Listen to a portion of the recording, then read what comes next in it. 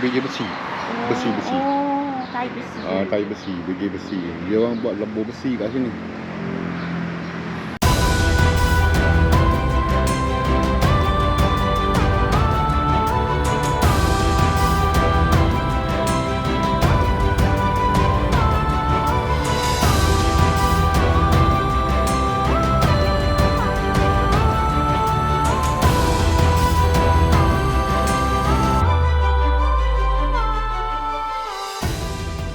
Sungai Batu terletak di kawasan Lembah Bujang, Kedah. Kawasan ini mula menarik perhatian dunia apabila ahli ekologi menemui puluhan struktur purba yang tertanam di bawah tanah. Penemuan ini bukan sekadar bangunan lama.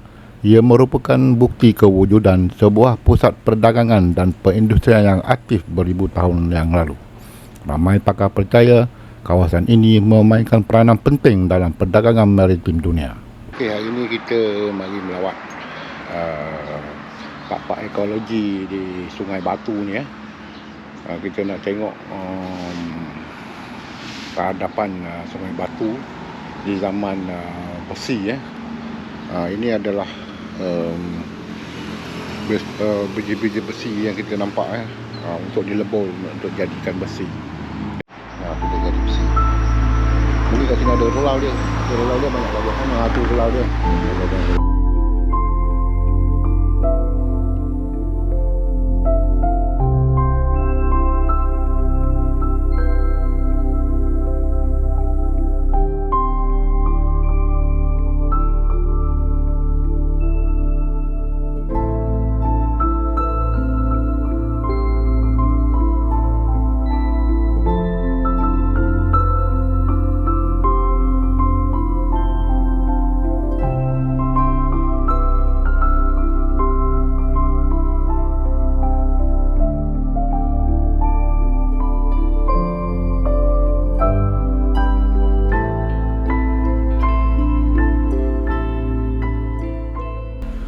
Apa yang paling mengejutkan ialah penemuan pusat peleburan besi purba.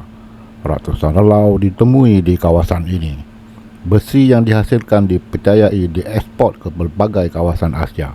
Ini menunjukkan masyarakat Sungai Batu bukan sekadar petani atau nelayan. Mereka memiliki teknologi dan kemahiran industri yang sangat maju.